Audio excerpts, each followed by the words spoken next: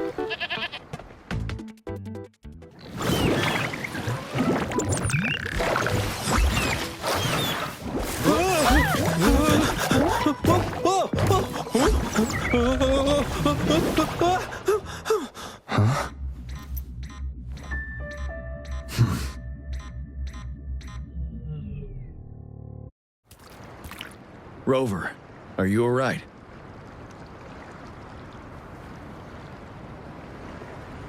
I'm sorry for what just happened. You almost reached the finish line and then...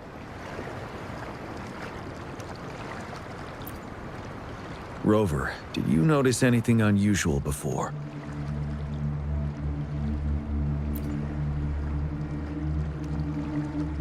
An unfamiliar voice briefly interrupted our team's channel. 𝐂𝐨𝐦𝐩𝐢, let's evacuate the spectators now. Send them back to the city in batches. I understand. But most of the teams are waiting to start their race. And it's our first Riverside Games in years. Ending it early may spoil their fun. The voice you mentioned, could it be our spectators cheering? When Rover asked me to team up with him, I heard something similar by the racing lane.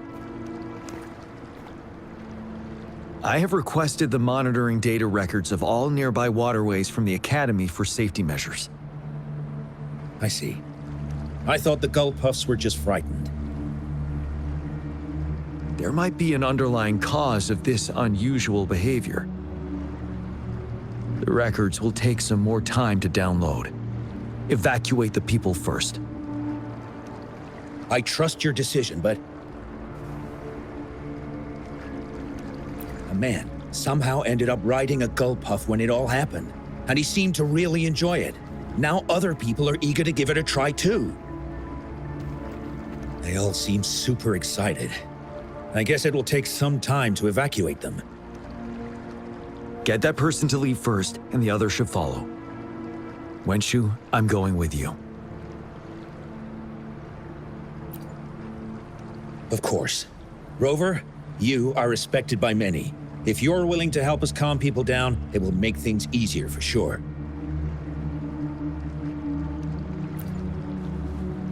Thank you.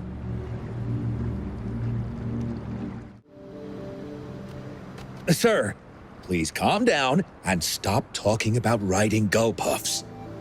But that was really fun! May I have your hand? What? What's wrong? Nothing major. I just need to confirm something.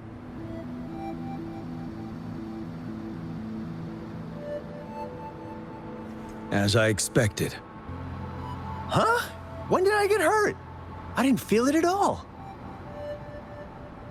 The adrenaline from excitement may have dampened your sensitivity to pain. However, your nervous response betrays your condition. Your right hand has been shaking involuntarily, likely because the wound has been left untreated. Fortunately, it's not caused by the gull puffs. Please take this to relieve the pain for now. Ouch! Oh, it's really starting to hurt now that you've mentioned it. All right. Have you calmed down now? I'm sorry. I got a little carried away. I'm sorry again for the trouble I've caused. Let's go have someone see to your wound.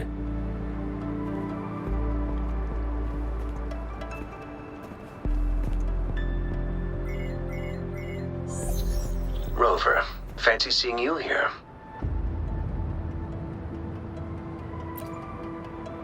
I don't want to spoil your fun, but I'm afraid we need to suspend the race for now. Can you fill us in on the data? I checked the monitoring data as you asked, and I found unusual fluctuations near the upper waters to the north. Why didn't the nearest beacon pick up on this anomaly? The resonance beacon is functioning properly, but we still don't know why it didn't issue a warning this time. I will investigate this further at a later time. Animals are often the first to detect signs of danger.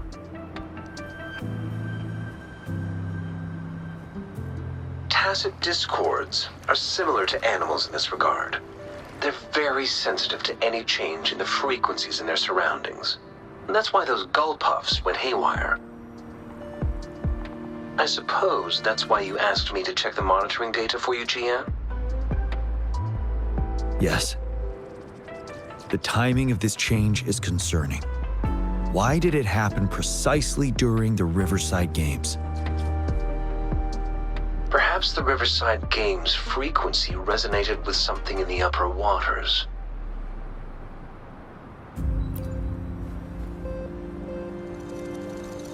Yes. Let's go. The lack of perceivable warning signs typically suggests unknown risks. Jiyan, Rover, stay safe.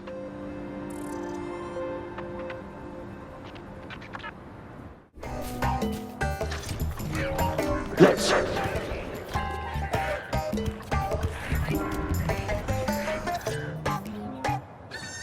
Don't come near me!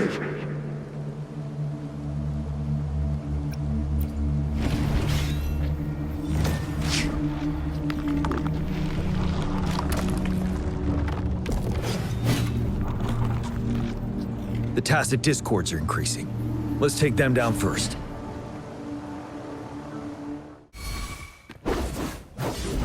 Let's participate. Together.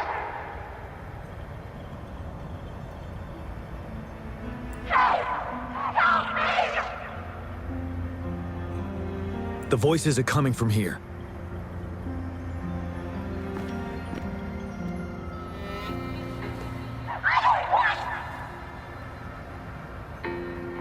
It might be trying to tell us something. We need to decipher the message somehow.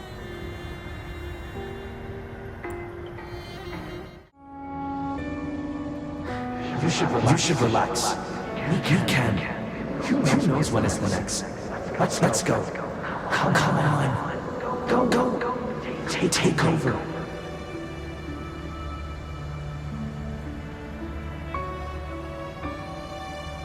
Tacit discords. They won't. No. I'm I can't... Help! It's the cheers during the Riverside Games, mingled together with cries for help. Perhaps some people have been trapped in this place. Or maybe... Anyway, we have to figure it out.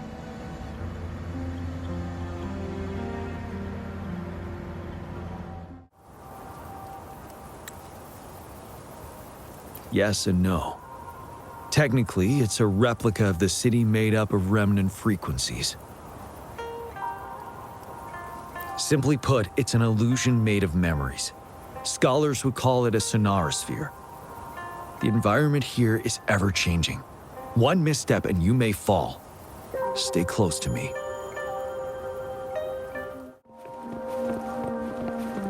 Are these the spectators we saw earlier? No. They are memory projections from the previous Riverside Games. I can't quite describe it, but something feels wrong with them. It's almost as if they're merely soulless shells. Let's keep moving.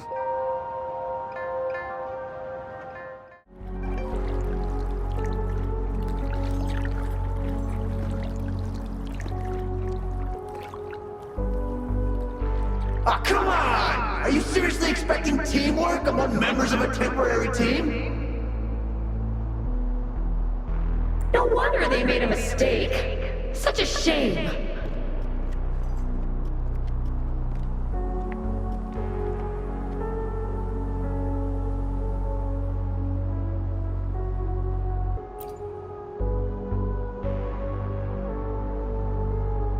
It's the temporary team from a decade ago.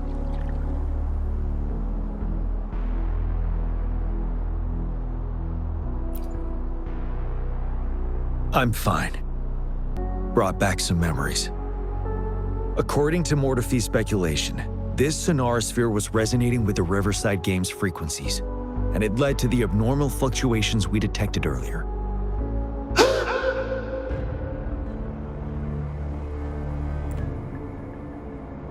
Hey, look! Isn't that the temporary team? Oh, the last runner's actually catching up! Really? That kid! I remember, he's a new recruit! Impressive!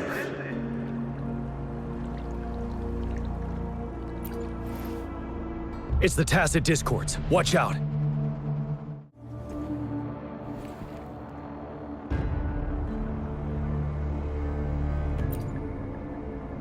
They seem to be playing a game of imitation. Those are nothing but empty shells, no matter how lifelike they may seem.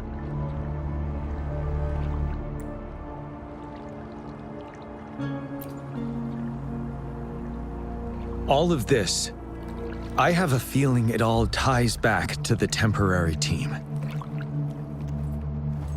I rarely ever mention it, but 10 years ago, I was a part of that temporary team. Back then,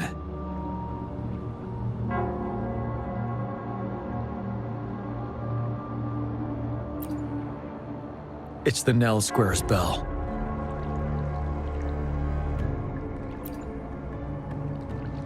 Don't worry, I'm here with you. We'll go see for ourselves.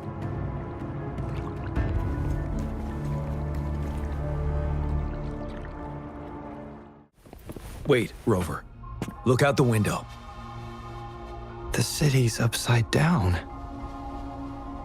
So is everything in this place like this?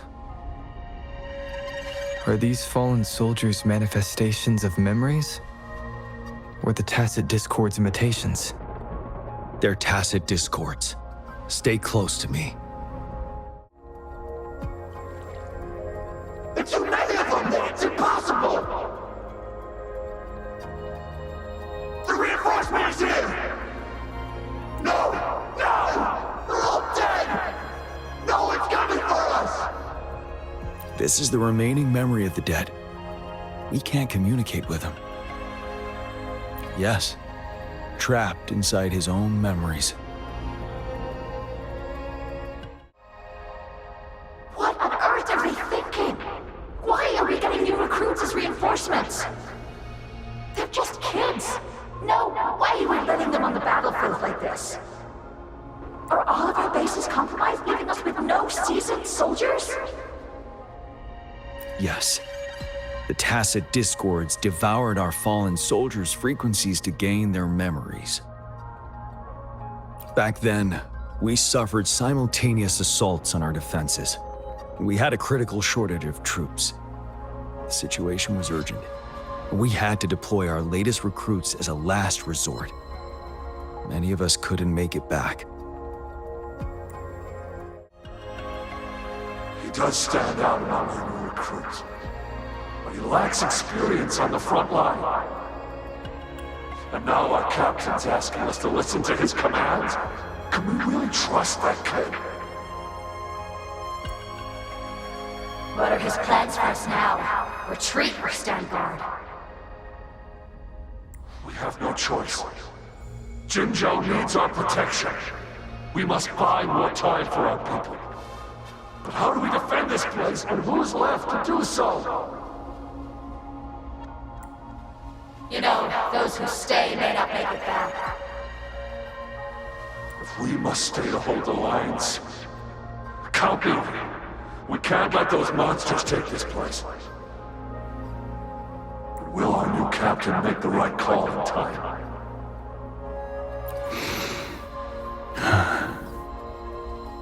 Yes. That was the right decision. For the greater good.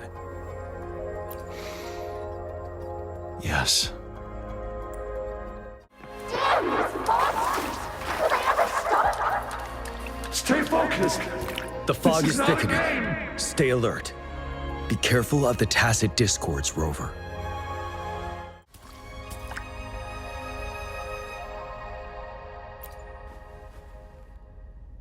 A decade ago, shortly after the conclusion of the previous Riverside Games, a sudden TD outbreak struck the 𝐵𝐸𝐺 Highland.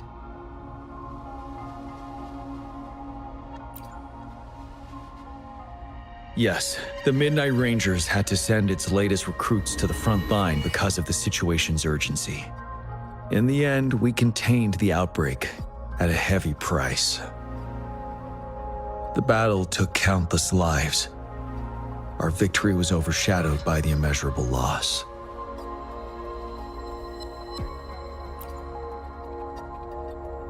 And they were not the only ones who lost their lives in the 𝐵𝐸𝐺 Highland. This sonorosphere is probably made up of the reverberations they left behind.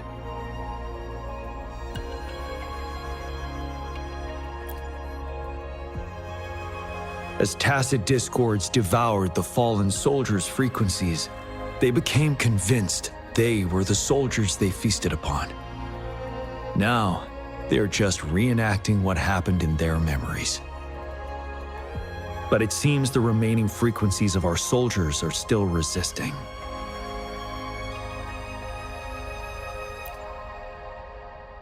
Yes, the tacit discords are merging together. This will endanger more civilian lives if we allow it to occur.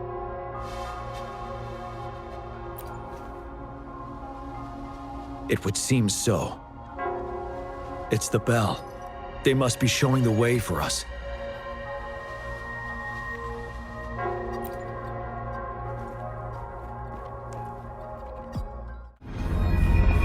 The bell sounds closer now.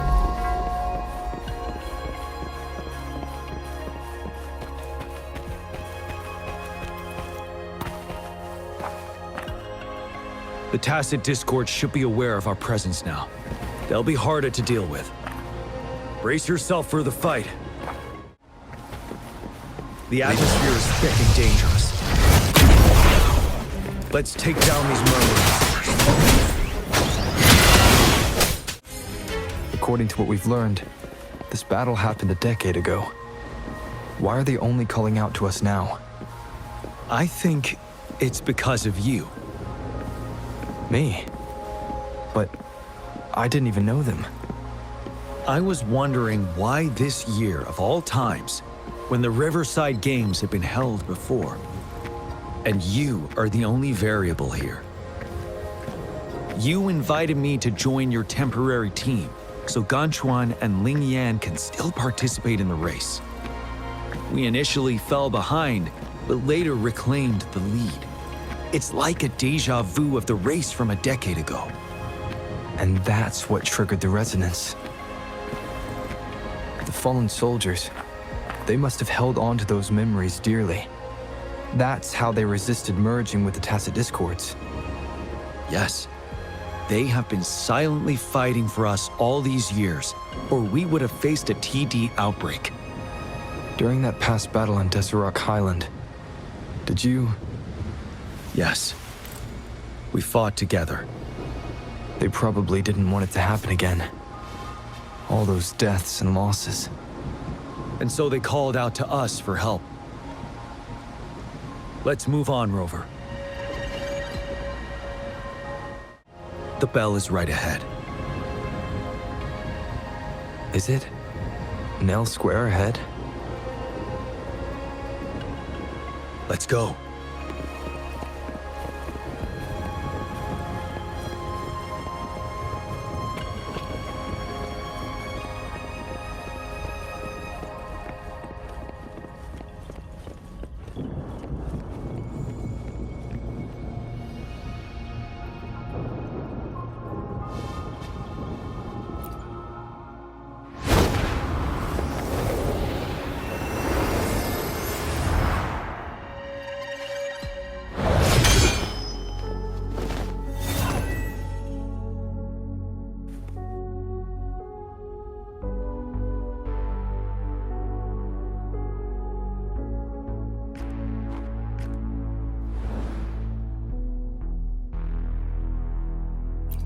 Nonsense.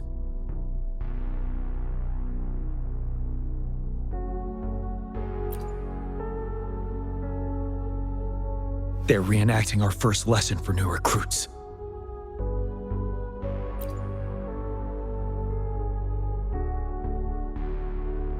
During their first lesson, new recruits must pay tribute to fallen soldiers in Nell Square. We are required to do this before being allowed on the battlefield. Its significance eluded most of us during initial training, myself included, until that day.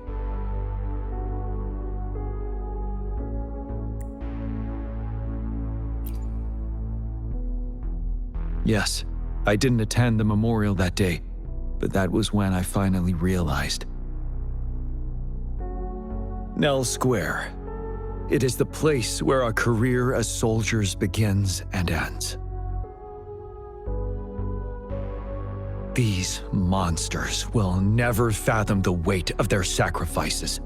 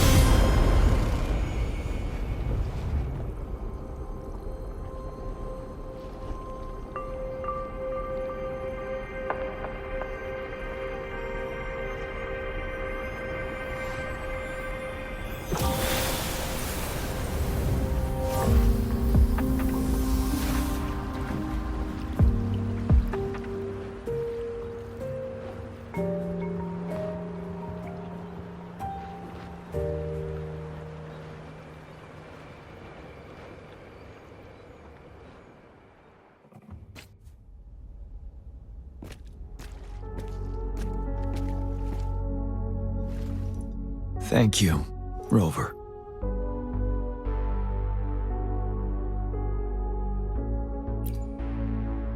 I'm fine.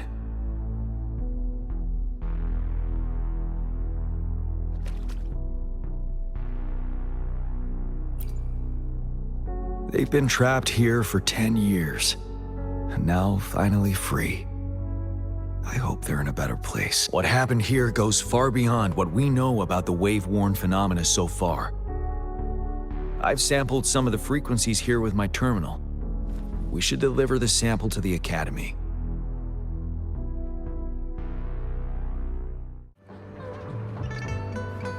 We're no longer seeing any unusual fluctuations now. Good job. You should have successfully prevented a potential TD outbreak. As you requested, I compared the fluctuations with those of the previous outbreaks, and I did spot some similarities. Thank you, Mortefi. I'm not done yet. Thank me later if you must. Though there are some similarities, they aren't identical. I'm no expert in this field, and I can't give you any definitive conclusions yet.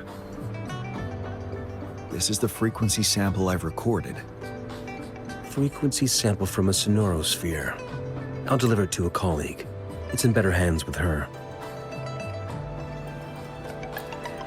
It's someone you know, 𝐵𝐲𝐻. She specializes in echoacoustic research, and the sonorosphere is her field of expertise. Yes. Whatever you do, please keep it safe. What now? You don't trust me? I trust you as always, Mortefi. But this sample, it means a lot to me. Rest assured, you should know how careful we are with our samples, especially such a valuable one. This should be our wake-up call. The wave-worn phenomena is more complicated than we thought. It is a wake-up call, and it may also hold the answers we've been searching for all these. By the way, the Riverside Games people were looking for you, Jiyan. Probably wanted to discuss holding the event again at a later date. Sure. I'll go talk to them once everything is settled here. Now, if there's nothing else, I'm going back to my lab.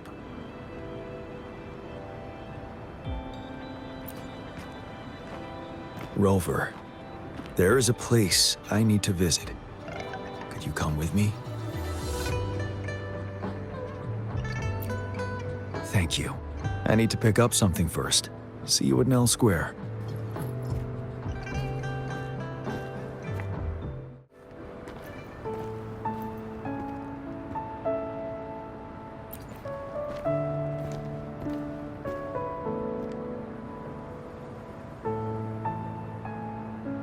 There is something I wish to do with you today.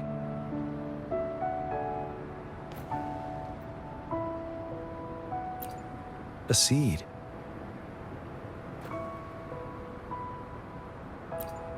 This is the seed of a resilient type of flower, which I asked the Academy to help me breed years ago.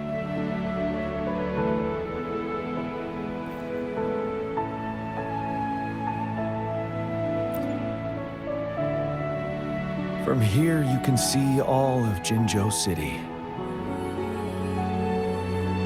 I thought those who died for Jinzhou would want to see how it's thriving now.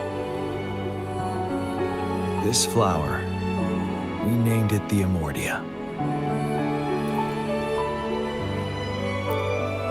Yes, the word represents both departure and return.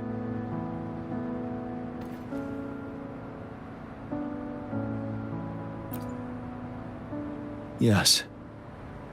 I know there's nothing we can do to bring them back. But for us still living, we need something like this to hold on to.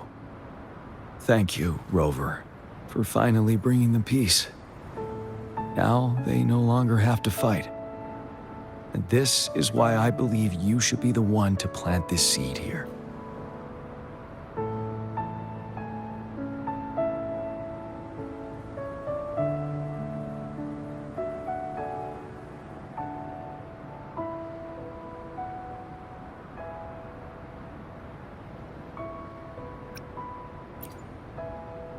Thank you for your concern. Every Midnight Ranger is prepared to die on the battlefield any day. I know this all too well as their general in command. Helping the souls of our fallen ones return to their homeland. This is one of the few ways I can honor their sacrifices. Rover, I have one more request. If one day I perish in battle and cannot return home, could you please plant one of these flowers for me?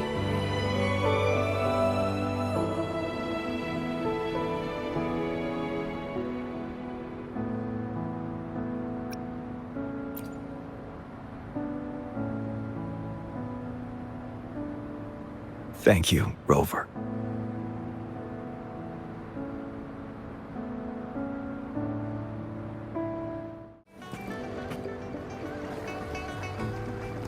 Greetings, Rover. You see those fish?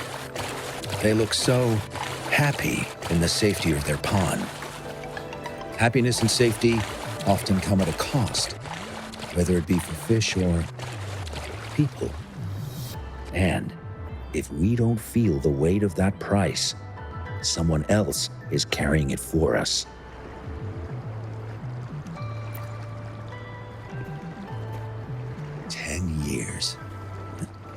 How time flies. I coordinated the Riverside Games that year, too. Dozens of teams competed that day, and the race lasted well into the afternoon. The sunset was so beautiful, like what we're seeing now. It was so tranquil. That team was thrown together last minute, and nobody thought they could win. They even stumbled during their first exchange. But then, the team surprised everyone with their final runner's expert gulpuff handling and victorious finish. It was truly a race to remember.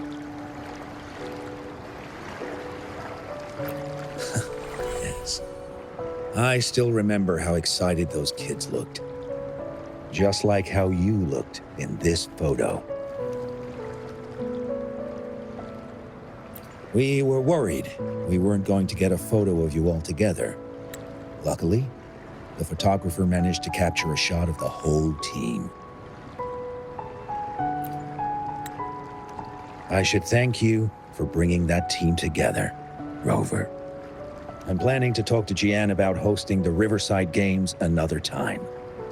If all goes well, please, join us.